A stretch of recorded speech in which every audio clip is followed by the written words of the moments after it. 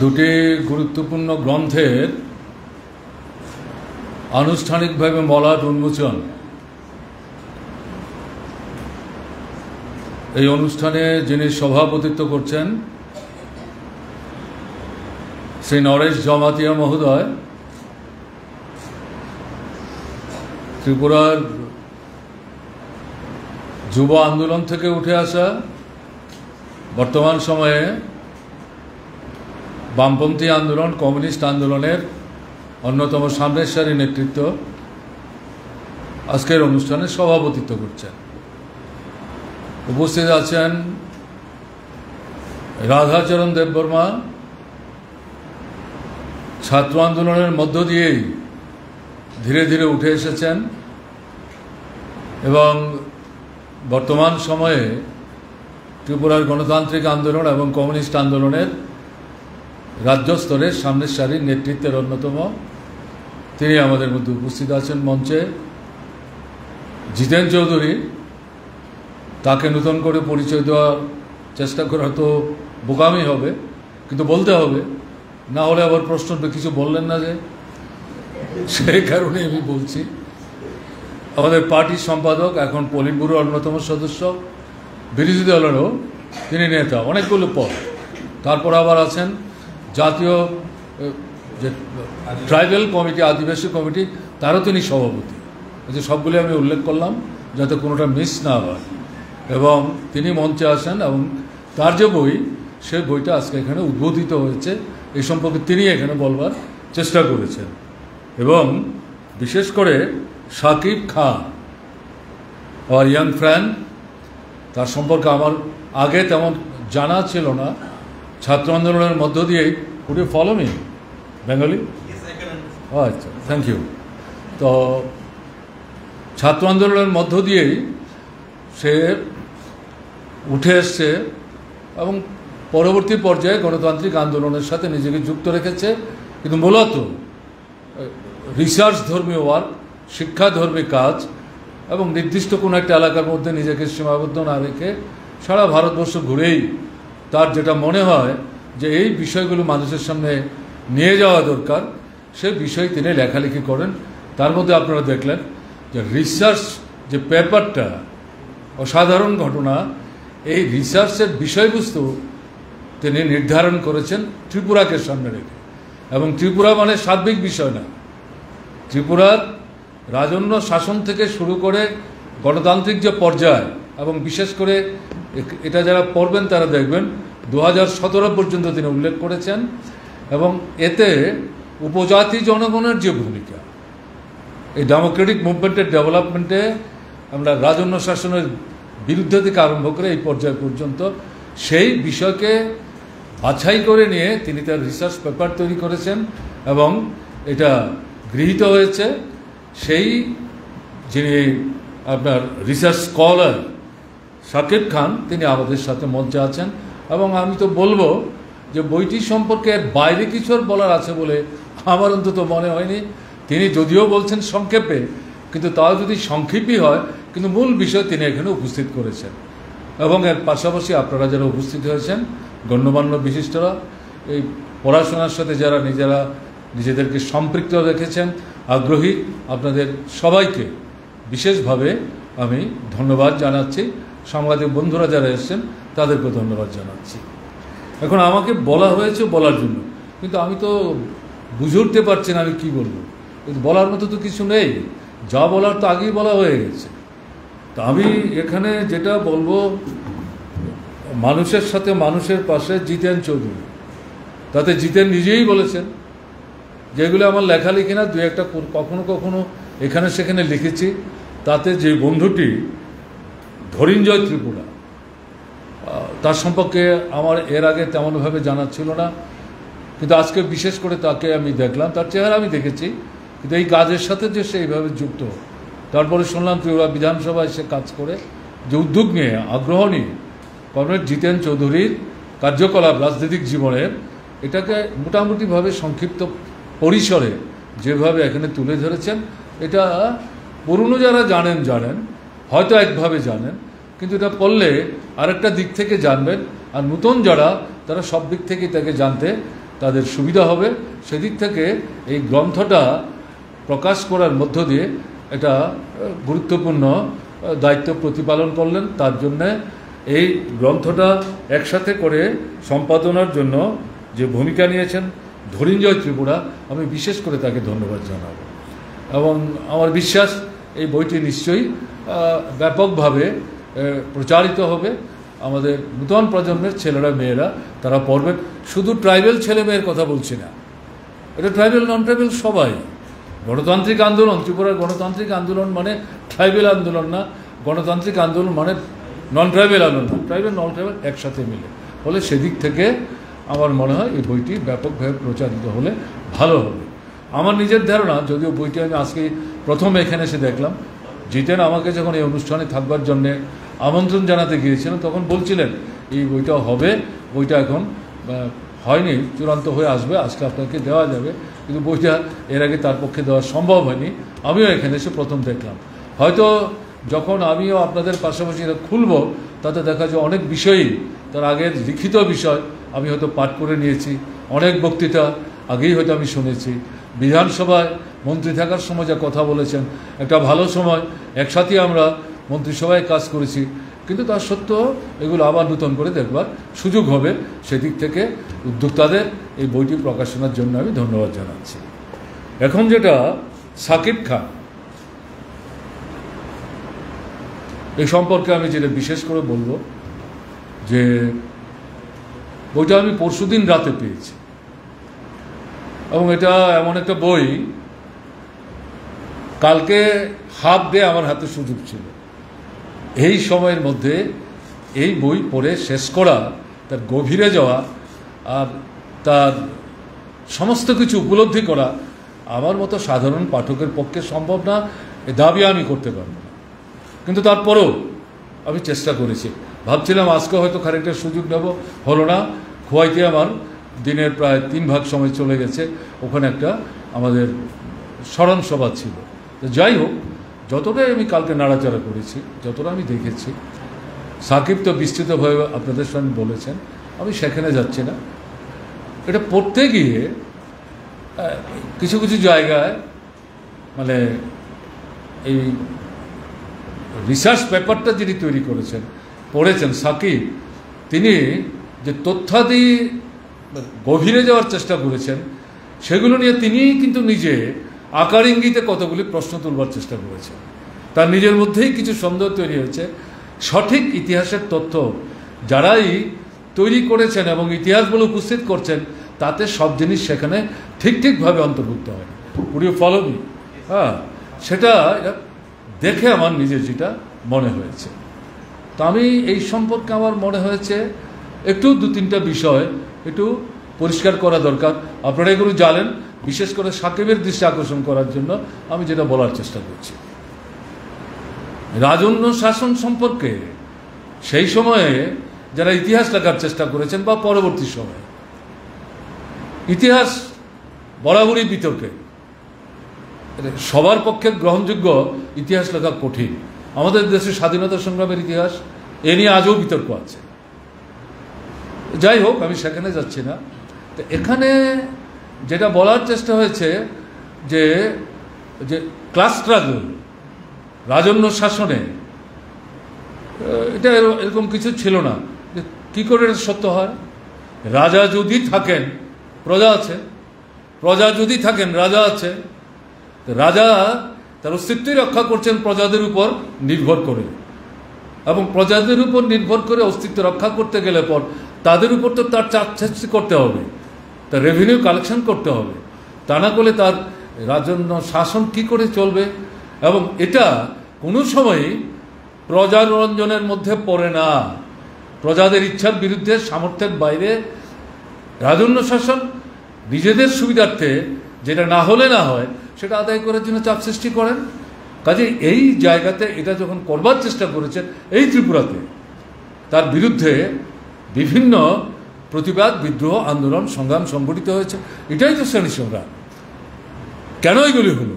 এবং যারা সেই সময়ের ইতিহাস লেখবার চেষ্টা করেছেন এই বিষয়গুলো প্রকৃত অর্থে ইচ্ছাকৃতভাবে এড়িয়ে যাওয়ার চেষ্টা করেছেন, এগুলো চেপে যাওয়ার চেষ্টা করেছেন, এগুলো ইগনোর করার চেষ্টা করেছেন। এটার মধ্যে একটা ক্লাস আউটলুক ওয়ার্ক করে এবং ক্লাসের দিক থেকে তারা রাজন্য শাসনের পক্ষে, তাই তারা তার বিরুদ্ধে যে লড়াইটা, সেই লড়াইটাকে সেভাবে ফোকাস আনার চেষ্টা করে। কাজে সেদিক থেকে আমি যখন পড়ছিলাম এবং সাকিবের যে মন্তব্য আমি দেখছিলাম যে correctly he has identified this, এটা হচ্ছে একটা দিক। দ্বিতীয়ত এখানে যে জিনিসটা বলা দরকার সেটা হচ্ছে গণমুক্তি পরিষদ সম্পর্কে যেটা বলা হয়েছে, আমার মনে হয়েছে major important point is missing.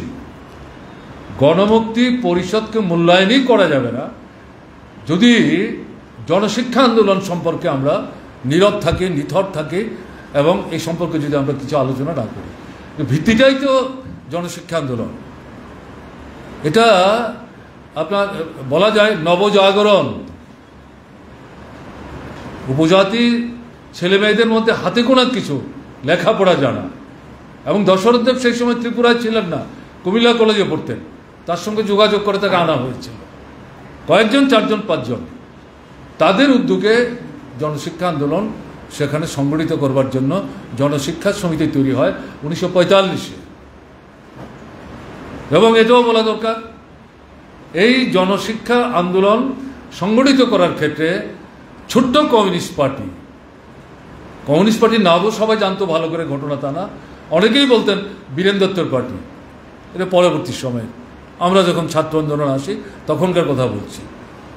এই জনশিক্ষা আন্দোলন সংগঠিত করার ক্ষেত্রে যে কয়েকজন উপজাতি যুবক লেখাপড়া জানা, সুধন্যা দেববর্মা সহ, হেমন্ত দেববর্মা সহ, তাদেরকে সাহায্য করার ক্ষেত্রে তারা বীরেন দত্তের কাছে তারা পরামর্শ চান এবং তিনি সর্বতভাবে তাদেরকে সহায়তা করেছেন এবং তাদের যে কর্মসূচি ইত্যাদি চূড়ান্ত করার ক্ষেত্রে গুরুত্বপূর্ণ ভূমিকা নিয়েছেন। এবং একজন কমিউনিস্ট যখন এই শিক্ষার আন্দোলনকে প্রসারিত করার ক্ষেত্রে ভূমিকা নেন, তার মধ্যে শ্রেণী দৃষ্টিভঙ্গি থাকবে। এবং এই সময়ের মধ্যে অলরেডি সোভিয়েত দেশে সমাজতান্ত্রিক বিপ্লব সংগঠিত হয়ে গেছে, সমাজতান্ত্রিক ব্যবস্থার পতন হয়েছে এবং তার তথ্যাদি আস্তে আস্তে পৃথিবীর বিভিন্ন জায়গায় যেমন ছড়িয়ে পড়ছিল, আমাদের দেশেও আসছিল, যদিও খুব নানাভাবে ব্রিটিশ সাম্রাজ্যবাদ এই সমস্ত কাগজপত্র আটকে রাখার চেষ্টা করত। এগুলিও কমিউনিস্ট আন্দোলনের সঙ্গে যারা যুক্ত, আগ্রহী যারা জেলের ভেতরে জেলের বাইরে, তাকে এগুলি সংগ্রহ করে পড়বার চেষ্টা করেছেন। এবং আমার বিশ্বাস বীরেন দত্ত সমাজতান্ত্রিক ব্যবস্থার পতনের পর সমাজতান্ত্রিক ব্যবস্থাকে প্রকৃত অর্থেই বিকাশের শীর্ষস্তরে নিয়ে যাওয়ার প্রশ্নে শিক্ষার যে কোনো বিকল্প নেই, এটাকে গুরুত্ব দিয়ে যেভাবে লেনিনের নেতৃত্বে সোভিয়েত দেশে নিরক্ষরতা দূর করে সমস্ত জাতিকে যথার্থ শিক্ষায় শিক্ষিত করে তোলা, শুধু আক্ষরিক জ্ঞান না, প্রকৃত অর্থেই সেই যে ভূমিকা নিয়েছেন, আমার দৃঢ় বিশ্বাস বীরেন দত্ত সেই চেতনায় সমৃদ্ধ থেকেই এই জনশিক্ষা আন্দোলনকে সাহায্য করেছেন। আর এখানে যেটা আমার নিজের উপলব্ধি থেকে আমি বলবো, আমাদের ত্রিপুরার আগে মণিপুরে এই শিক্ষার আন্দোলন শুরু করেছিলেন কমিউনিস্ট নেতা হাজম, যিনি রাজ পরিবারের সন্তান ছিলেন না, কিন্তু রাজার কন্যাকে তিনি বিয়ে করেছিলেন। পরে রাজন্য শাসনের বিরুদ্ধে লড়াই করতে গিয়ে তার স্ত্রী সহ তিনি রাজ্য পরিত্যাগ, রাজন্য শাসনের সঙ্গে তার সম্পর্ক ছিন্ন করে তিনি কিন্তু বেরিয়ে এসেছিলেন এবং এই শিক্ষার আন্দোলনকে গুরুত্ব দিয়েছিলেন। আমার বিশ্বাস, যদিও ত্রিপুরার এই জনশিক্ষা আন্দোলনের কোনো জায়গায় রেফারেন্স হিসেবে বিষয়টা আসেনি, কেন আসে না আমি জানি না। মণিপুর আমাদের পাশে, মণিপুরের ইতিহাস পড়তে গিয়ে, হাজংয়ের ইতিহাস পড়তে গিয়ে আমার তখন মনে হয়েছে যে এটারও কিছু প্রভাব আছে এবং তারা প্রভাবিত হয়েছিলেন সোভিয়েত দেশের বিপ্লবের মধ্য দিয়ে সমাজতান্ত্রিক ব্যবস্থার পতনের পর। সেখানে শিক্ষাকে যেভাবে তারা গুরুত্ব দেওয়ার চেষ্টা করেছেন, আমাদের দেশের স্বাধীনতা আন্দোলনকে সংগঠিত করার ক্ষেত্রে শিক্ষার আন্দোলনের গুরুত্ব তারা উপলব্ধি করেছিলেন, ফলে তারাও শুরু করেছিলেন। বলে আমি যেটা বলবো সাকিবকে, যে তার যেটা research paper that is been done, কিন্তু তারপরে এটাকে যখন মানুষের মধ্যে তিনি নিয়ে যাওয়ার চেষ্টা করছেন, তারপরেও যখন নানা প্রশ্ন তার সামনে আসছে, তাকে ব্যাখ্যা বিশ্লেষণ করতে হচ্ছে, সেখানে আমি তাকে অনুরোধ করব জনশিক্ষা আন্দোলন সম্পর্কে, যদিও স্বল্প সময় 3 বছরে এই আন্দোলনটাকে ধ্বংস করার জন্যে রাজন্য শাসন ঝাঁপিয়ে পড়েছিল। সর্বশেষ যে মহারাজা প্রায় যুদ্ধ ঘোষণা করেছিল, রাজবাড়িতে নিয়ে জনসংখ্যা আন্দোলনের নেতৃত্বকে সেখানে দৈহিকভাবে নির্যাতন করেছে। তার বিরুদ্ধে যদি প্রতিবাদ সেই সময় না গড়ে উঠত, প্রতিরোধের হুঙ্কার যদি না আসতো, তারা জীবিত সেখান থেকে বেরিয়ে আসতে পারেন কিনা এটা সন্দেহের কারণ।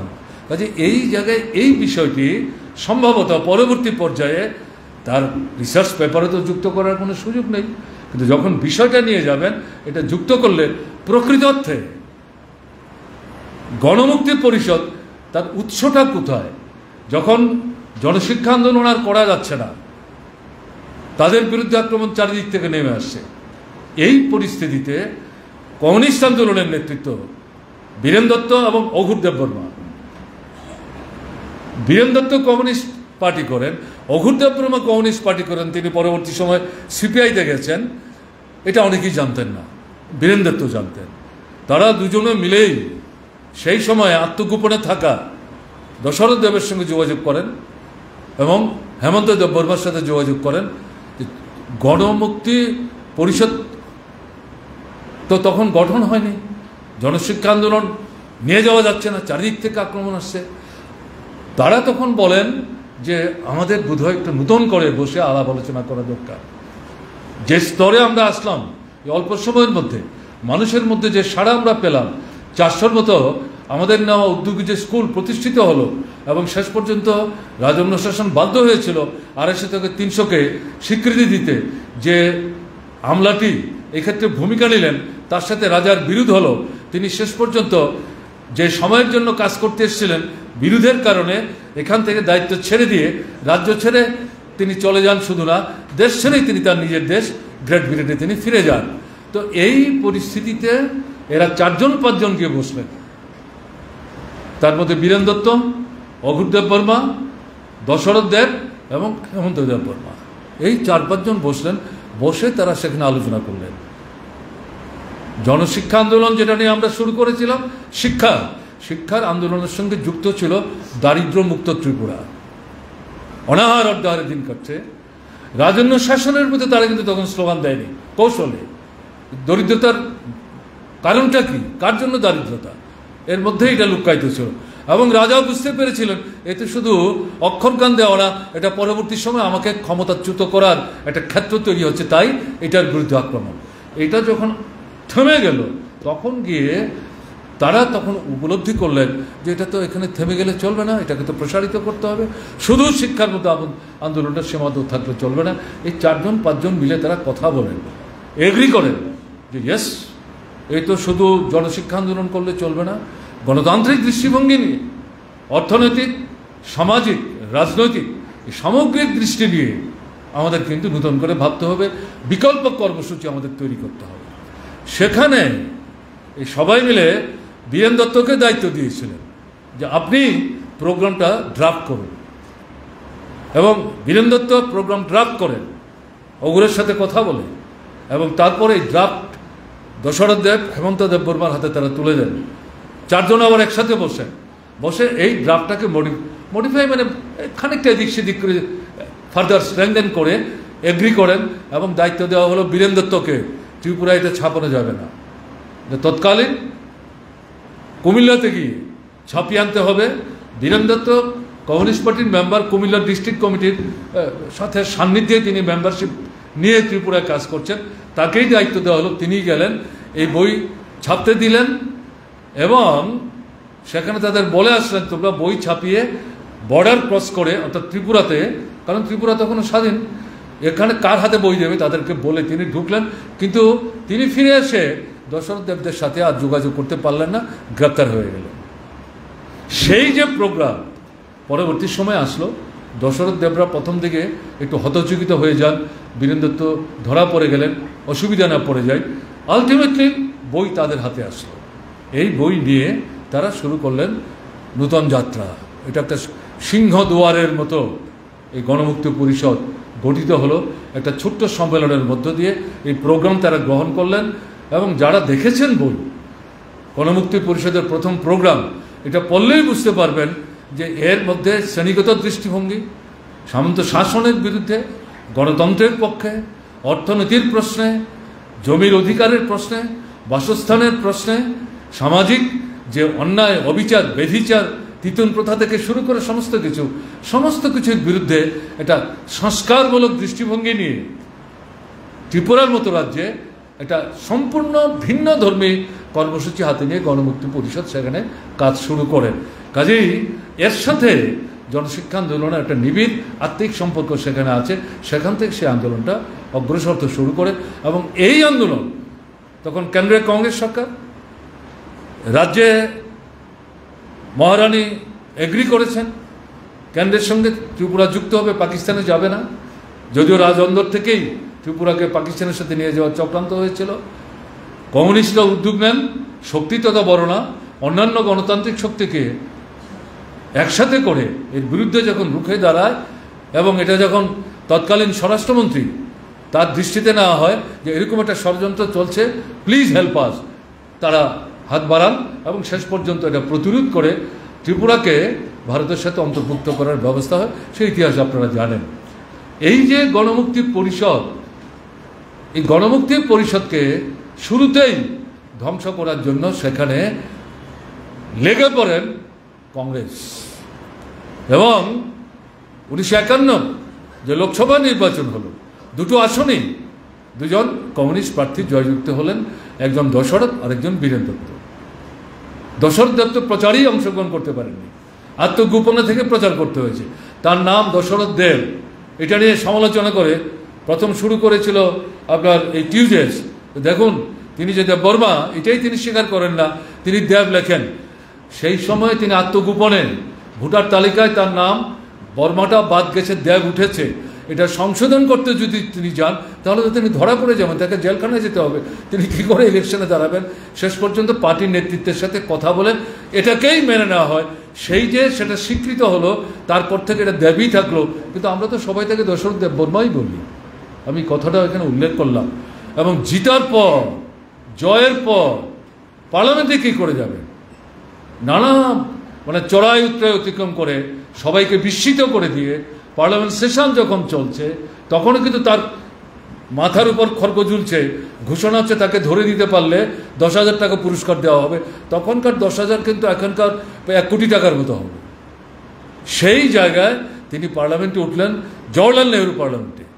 সেখানে দাঁড়িয়ে বলেন যে আমি দশরথ দেব, ত্রিপুরার লোকসভা নির্বাচনে আমি জয়যুক্ত হয়েছি, কিন্তু আমার মাথার দাম ঘোষণা করা হয়েছে এত, আমি নির্বাচনী প্রচারে অংশগ্রহণ করতে পারিনি, কিন্তু মানুষ তারপর আমাকে ভোট দিয়ে জয়যুক্ত করেছে। আমি কি পার্লামেন্টে কথা বলতে পারবো? জওহরলাল নেহরু সে জায়গায় হতচকিত হয়ে যান, কি করে এটা সম্ভব? এবং তিনি সঙ্গে সঙ্গে দাঁড়িয়ে বললেন সমস্ত মামলা তার উপর যা আছে সমস্ত মামলা এখান থেকে ঘোষণা করছি, সমস্ত আমরা প্রত্যাহার করে নিলাম। তিনি শপথ গ্রহণ করবেন এবং যথা নিয়মেই তিনি সংসদ হিসাবে সাংসদের দায়িত্ব তিনি পালন করবেন। আমি এই যে বিষয়গুলো যারা ইতিহাস বিকৃত করার চেষ্টা করছেন, নানা তথ্য এগুলি গোপন করার চেষ্টা করছেন, এই যে ঐতিহ্যমণ্ডিত অতীত জনশিক্ষা আন্দোলন, কমিউনিস্ট আন্দোলন, ছোট্ট পরিসরে হলো গণমুক্তি পরিষদের আন্দোলন, তাকে বলা যায় সেখানে ধামাচাপা দেওয়ার জন্য উদ্দেশ্যমূলকভাবে তারা এই যে গৌরবজনক অধ্যায় বা অভিজ্ঞতা এগুলি কিন্তু তারা সামনে আনার চেষ্টা করেন না। কাজে সেই জায়গায় এই গণমুক্তি পরিষদকে কিন্তু সেই সময়ে ধ্বংস করার জন্য এই যে খোয়াইতে কুমারী মধুতির উপশ্রী তাদের যে খুন করা হলো, তখন মহিলাদের কোনো সংগঠন নাই, তাদের উপর নির্দেশ ছিল সূর্যোদয়ের পর পুরুষরা বাড়িতে থাকবে না। গোটা খোয়াইতেই বিশেষ অবস্থা জারি করা হয়েছে, প্রায় জরুরি অবস্থার মতো। গণতান্ত্রিক পরিবেশ পরিমণ্ডল নয়, টার্গেট হচ্ছে দশরথকে ধরতে হবে। দশরথ অনেক ভেতরে গিয়ে আত্মগোপনে আছেন এবং তাকে ধরা তো সহজ না। সেই জায়গায় পুরুষরা দিনের বেলা বেরিয়ে যেতেন, রাতের অন্ধকারে বাড়িতে ফিরতেন আর বাড়ি দেখভাল করতেন মহিলারা। তাদের উপর নির্দেশ ছিল পুলিশ পল্টন আসলে পরে তাদেরকে মোকাবেলা করতে হবে, তোমাদের পথ দেখাবে না, সাহায্য করবে না, সহযোগিতা করবে না, এরকমভাবে দশরথকে খুঁজতে গেলেন, যখন পেলেন না, বিভিন্ন জায়গায় লুটপাট করে মেয়েদেরকে গিয়ে বললেন আমাদের এই জিনিসগুলো পুটলাপাটলি করে দিয়েছে, এটাকে তিতুন প্রথা বলে, কোনো পারিশ্রমিক না, তোমাদের বহন করে আমাদের গাড়ি তুলে দিতে হবে। গণমুক্তি পরিষদ অলরেডি সে সময় ডিক্লেয়ার করেছে তিতুন প্রথা আমরা মানব না। তারা বলছে না, আমরা তো এটা করবো না, তোমাদের জিনিস তোমরা নিয়ে যাও, আর এগুলি তো তোমরা কিনেও লুট করেছো আমাদের ঘরের জিনিস, কেন আমরা এগুলি তোমাদেরকে মাথা বোঝা করে দিয়ে আসবো, আমরা এর মধ্যে অংশগ্রহণ করব না। এই সঙ্গে সঙ্গে মহিলাদের জমায়েত সেখানে বাড়তে থাকে। সেই জায়গায় নিরাপত্তা বাহিনী তারা নিজেরাই সেখানে শঙ্কিত হয়ে তাদের উপর গুলি ছুড়ে 3 জন সেখানে নিহত হন, কুমারী, মধুতি, রূপশ্রী। এরপর খোয়াইন মহিলারা, ট্রাইবেল মেয়েরা বোনেরা গণমুক্তি পরিষদের নেতৃত্ব প্রধানত দশরথ দেবের দৃষ্টি আকর্ষণ করে বলছেন, কি ব্যাপার, আমাদের হাতে কেন অস্ত্র দেওয়া হচ্ছে না, আমাদের কেন সংগঠিত করা হচ্ছে না, আমাদের কেন সংগঠন তৈরি করা হচ্ছে না, শুধু পুরুষরাই একলা কি করে লড়াই করবে? তাদের উপর আক্রমণ প্রতিহত করার জন্য আমরা যদি নিরাপত্তা বাহিনীকে রাস্তায় আটকে রাখার দায়িত্ব পালন করি, পালন করতে গিয়ে কীভাবে আমাদের মরতে হয়, এটা তো কুমারী, মধুতি, রূপশ্রী প্রমাণ করে দিয়ে গেলেন। কাজে মরতেই যদি হয় তাহলে লড়াই করে লড়াকু মানুষ হিসেবে কেন আমরা মৃত্যুর মুখোমুখি হব না, কেন আমাদের সংগঠন তৈরি হবে না? সেই সময় গণমুক্তি পরিষদ, নারী আন্দোলন অনেক নেতৃত্ব নাও জানতে পারেন, তারাই সিদ্ধান্ত নিয়ে খোয়াইতে প্রথম মহিলাদের আঞ্চলিক কমিটি তৈরি করে। বছর 2-এর ব্যবধানে অবিভক্ত সদর সিমনাতে প্রথম রাজ্য সম্মেলন করে মহিলাদের সংগঠন তৈরি হয়। এইভাবে কৃষক সভা, গণমুক্তি পরিষদ উপজাতিদের মতো কাজ করছে, কিন্তু অনুপজাতিদেরকে সংগঠিত করতে হবে। উপজাতি অনুপজাতি ঐক্যবদ্ধভাবে এই শোষণ অত্যাচারের বিরুদ্ধে যদি আমরা রুখে দাঁড়াতে না পারি, এককভাবে শুধু উপজাতি আন্দোলন করলে চলবে না। কাজে এই জায়গায় কৃষক আন্দোলন সংগঠিত করতে হবে। গণমুক্তি পরিষদ তারা গুরুত্বপূর্ণ ভূমিকা নিয়ে ত্রিপুরায় কৃষক আন্দোলন সংগঠিত করার ক্ষেত্রে ভূমিকা নিয়েছে। এইভাবে যখন গণমুক্তি পরিষদ অগ্রসর হচ্ছিল, এতে কংগ্রেস ভীত সন্ত্রস্ত, সেই কারণে প্রথম থেকেই এই সংগঠন তার যে আন্দোলন তাকে ধ্বংস করার চেষ্টা করে, বিশেষ করে লোকসভার নির্বাচনে পরাজিত হওয়ার পর। সেখান থেকে যেতে যেতে আপনার যেটা দেখা গেছে, উপজাতি জনগণের স্বার্থে কল্যাণে কংগ্রেস সরকারে যখন তারা আসে, প্রথম 30 সদস্য বিধানসভা, পরবর্তী সময়ে 60 সদস্য বিধানসভা, এই দুটো মিলে একটা ভালো সময় তারা এখানে সরকার চালিয়েছেন। কিন্তু সামগ্রিকভাবে যদি বিশ্লেষণ করা হয় তাহলে দেখা যাবে কংগ্রেস ত্রিপুরার উপজাতি জনগণের মৌলিক যে সমস্যাগুলি, এই সমস্যাগুলির সমাধান সুরাহা করার প্রশ্নে কোনো কার্যকরী ভূমিকা নেয়নি। ভাষার কথা যেটা শুনছিলাম, আমাদের গণমুক্তি পরিষদের সম্পাদক বলছিলেন, কারা নাকি দাবি করছেন 1964 সালে ত্রিপুরাতে ককবরক ভাষা সরকারি স্বীকৃতি পেয়েছে। চূড়ান্ত মিথ্যে কথা, অসত্য কথা। আজকেও পত্রিকা খুললে দেখবেন, এখন ত্রিপুরা মথার যিনি একমেব অদ্বিতীয় নেতা, একটা পুরোপুরি আপাদমস্তক কমিউনিস্টদের বিরুদ্ধে, মার্ক্সবাদী কমিউনিস্ট পার্টির বিরুদ্ধে অসত্য তথ্যের অবতারণা করেছেন এবং গাত্রদাহ হচ্ছে নকশালদের খুন করেছে। এর প্রতিবাদে পাখির মতো করে এই 7-8 জনকে খুন করলো, এর আগেও বেশ কতগুলি খুন করেছে। মার্ক্সবাদী কমিউনিস্ট পার্টির পলিট ব্যুরো তারা প্রতিবাদ করে বলেছে, এরা তো তোমাদের সঙ্গে কথা বলতে চাইছে, আবেদন করেছে। তাদের সংগঠনের সম্পাদক যাকে তোমরা খুন করলে, সে বারবার মেসেজ পাঠিয়েছে, কথা না বলে এইভাবে পাখিকে যেভাবে খুন করা হয় সেভাবে তাদের খুন করছো, এভাবে সমস্যার সমাধান হবে? এটা ঠিক না, এটা অন্যায় হচ্ছে, আমরা এটা সমর্থন করি না। আমরা কিন্তু মাওবাদীদের রাজনীতিকে সমর্থন করি না, এটার বিরোধিতা করি, কিন্তু যেভাবে তোমরা তাদেরকে ট্যাকল করার চেষ্টা করছো সেটা ঠিক না, তোমরা কথা বলো, এই খুন খারাপি বন্ধ করো। কেন এই কথা বল? দেখা গেল এই ভদ্রলোক এটার বিরুদ্ধচারণ করতে গিয়ে অনেকগুলি অসত্য তথ্য উপস্থিত করে মার্ক্সবাদী কমিউনিস্ট পার্টি সম্পর্কে যাদের ধ্যান ধারণা সীমাবদ্ধ তাদেরকে বিভ্রান্ত করার চেষ্টা করছেন। এবং এটাই হচ্ছে কমিউনিস্ট বিদ্বেষী যারা জনগণ থেকে যখন তারা রাজনীতিগতভাবে ক্রমে ক্রমে বিচ্ছিন্ন হতে থাকেন, কুণ্ঠাস হতে থাকেন, অস্তিত্ব রক্ষার জন্য মিথ্যাকে আশ্রয় করা ছাড়া তাদের সামনে কোনো বিকল্প থাকে না। এটাই আমরা দেখছি এখন এখানে হচ্ছে। কাজে সেই জায়গায় দাঁড়িয়ে সামগ্রিক পরিস্থিতির মধ্যে মৌলিক পরিবর্তন আনার ক্ষেত্রে লেফট ফ্রন্ট গভর্নমেন্ট যখন আসলো, যেটা সাকিব তার যে আপনার রিসার্চ পেপার তাতে তিনি উল্লেখ করার চেষ্টা করেছেন, এবং তিনি সেখানে মোটামুটিভাবে বলবার চেষ্টা করেছেন যে সম্পূর্ণ ভিন্ন দৃষ্টিভঙ্গি নিয়ে লেফট ফ্রন্ট গভর্নমেন্ট এখানে উপজাতি জনজীবনের যে সমস্যা, অর্থনৈতিক, সামাজিক, রাজনৈতিক, এই সমস্ত বিষয়গুলি সম্পর্কে, যার মধ্যে মূল বিষয় হচ্ছে ল্যান্ড, ট্রাইবাল কোশ্চেন তো মেইন ইস্যু হচ্ছে ল্যান্ড কোশ্চেন, তারপরে আছে তার ল্যাঙ্গুয়েজ, তারপরে আসছে তার কালচার, সবটা মিলিয়ে সামগ্রিক, কিন্তু মূল বিষয় হচ্ছে ল্যান্ড। এই ক্ষেত্রে মার্ক্সবাদী কমিউনিস্ট পার্টির নেতৃত্বে লেফট ফ্রন্ট গভর্নমেন্ট কার্যকরী ভূমিকা সেখানে নেওয়ার চেষ্টা করেছেন, এবং তিনি সেখানে রেফারেন্স হিসেবে ভারতবর্ষের বিভিন্ন রাজ্যের কথা উল্লেখ করতে গিয়ে বলেছেন, এবং যেটা ডাইরেক্টলি ইনডাইরেক্টলি বলার চেষ্টা করেছেন, ত্রিপুরায় লেফট ফ্রন্ট গভর্নমেন্ট ট্রাইবেলদের জন্য ইতিবাচক দৃষ্টিভঙ্গি নিয়ে বিকল্প একটা কর্মসূচি উপস্থিত করে যেভাবে তাদের পাশে দাঁড়িয়ে কাজ করার চেষ্টা করেছেন। উত্তর পূর্বাঞ্চলের উপজাতি অধ্যুষিত বিভিন্ন রাজ্যে তো নাই, ভারতবর্ষের বহু রাজ্যে ট্রাইবেল থাকা সত্ত্বেও লক্ষ কোটি, সেখানেও কিন্তু তারা এই ভূমিকা তারা নেওয়ার চেষ্টা করেনি। কাজেই সেদিক থেকে এই তথ্য তিনি এখানে উপস্থিত করার চেষ্টা করেছেন। আমি অল্প সময়ের মধ্যে এটা পড়তে গিয়ে আমার নিজের যা মনে হয়েছে, এটা একটা দলিল, এটা একটা দলিল। যারা রিসার্চ স্কলার, এই গবেষণাধর্মী কাজের সাথে যুক্ত, তথ্য জানতে চান, তা নিয়ে বিশ্লেষণ করতে চান, এবং যারা উপজাতি জনজীবনের সামাজিক অর্থনৈতিক সমস্যা নিয়ে জানতে চান, বুঝতে চান, মূল্যায়ন করতে চান, লেখাপড়া করেন, এরা সহ নানা অংশের মানুষ যারা রাজনীতি করেন জনগণের মধ্যে কি, এবং যেখানে কাজ করতে যান সেখানে উপজাতি অনুপজাতি উভয় অংশের মানুষ আছে। এই জায়গায় এই যে রিসার্চ পেপারটা আমার নিজের মনে হয়েছে এটা দলিলের মতো, সেখানে তাদের হাতে এটা কাজ করবে, দারুণভাবে সাহায্য করবে। এবং ত্রিপুরায় বিশেষ করে যেটা প্রচার কমিউনিস্ট পার্টির বিরুদ্ধে, এটা উপজাতি রাজনৈতিক দল আর কংগ্রেস হচ্ছে বাঙালিদের রাজনৈতিক দল, দুটোই মিথ্যা। কমিউনিস্ট পার্টি কোন সময় বলেনি আমরা উপজাতিদের দল। কমিউনিস্ট পার্টি উপজাতি অনুপজাতি নির্বিশেষে গরিব, মধ্যবিত্ত, নিম্নবিত্ত, পেছনে পড়া অংশের মানুষের দল। আর কংগ্রেস দাবি করছে আমরা শুধু বাঙালিদের দল, তারা যে বাঙালিদেরও দল না, তারা শোষকদের দল।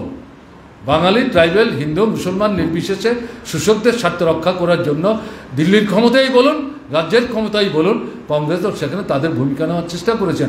গণমুক্তি পরিষদ তারাই প্রথম এই স্লোগান দেন, ট্রাইবেল নন ট্রাইবেল একসাথে হয়ে যদি আমরা আন্দোলন সংগঠিত করতে না পারি, তাই হলে এই জুলুমের হাত থেকে আমরা কিন্তু ত্রিপুরার মানুষকে রক্ষা করতে পারবো না। এটা আমি দেখেছি সাকিব তার এই ডকুমেন্টের মধ্যে, সেটা একটা খুব প্রমিনেন্টলি তিনি উল্লেখ করার চেষ্টা করেছেন, correctly. This is class approach. কাজে সেদিক থেকে সাকিবকে আমি আরেকবার ধন্যবাদ জানাবো।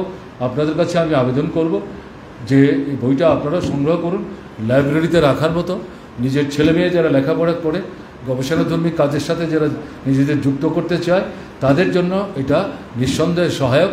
এবং আমরা যারা ত্রিপুরায় রাজনীতি করি, রাজনীতি করলেও ত্রিপুরার অনেক ইতিহাসিক সম্পর্কে আমরা কিন্তু সবাই খুব সচেতন, ঘটনা তা না। অন্তত সমস্ত দলিল না পড়লেও এটা যদি আপনি পড়েন, ওই দলিলগুলির রেফারেন্স সারমর্ম যেটা তিনি উল্লেখ করেছেন, করে তারপরে গিয়ে কনক্লুশন ড্র করেছেন, তার মতামত তিনি ঠিক করেছেন, অন্তত এটা পড়লেও কিন্তু আপনি সেখানে সেটা জানতে পারবেন। সেই দিক থেকে this is also very very helpful, a good job he has done. আমি তাকে ত্রিপুরার মানুষদের পক্ষ থেকে, গণতান্ত্রিক আন্দোলনের পক্ষ থেকে এবং আমাদের রাজ্যের ভারতের কমিউনিস্ট পার্টি মার্ক্সবাদীর পক্ষ থেকে আন্তরিকভাবে অভিনন্দন জানাচ্ছি, ধন্যবাদ জানাচ্ছি। ইয়াং চ্যাপ, অনেক সময় তার সামনে পড়ে আছে। সামনের দিনে তিনি এভাবে আরও অনেক গুরুত্বপূর্ণ দায়িত্ব কাঁধে নিয়ে ত্রিপুরা তথা ভারতবর্ষের গণ আন্দোলন, শ্রেণী আন্দোলন, সমাজ পরিবর্তনের যে সংগ্রাম, তার জন্য যে আন্দোলন, তাকে ভাষা যোগাবার ক্ষেত্রে তিনি সেখানে কার্যকরী ভূমিকা গ্রহণ করবেন এই বিশ্বাস নিয়ে আপনারাও আমাকে কথা বলার সুযোগ দিলেন, শুনলেন। এগুলি বলার জন্য আমি আসলে প্রস্তুত ছিলাম না। শুরু যখন করলাম তখন আমার মনে হয়েছে তাহলে এই বিষয়গুলি আমি বলি, এগুলি আপনাদের সামনে উপস্থিত করলাম, আপনারা শুনলেন। তার জন্য আপনাদেরকে ধন্যবাদ জানিয়ে আমি আমার বলা শেষ করছি। ভালো থাকবেন, আমার নমস্কার নেবেন।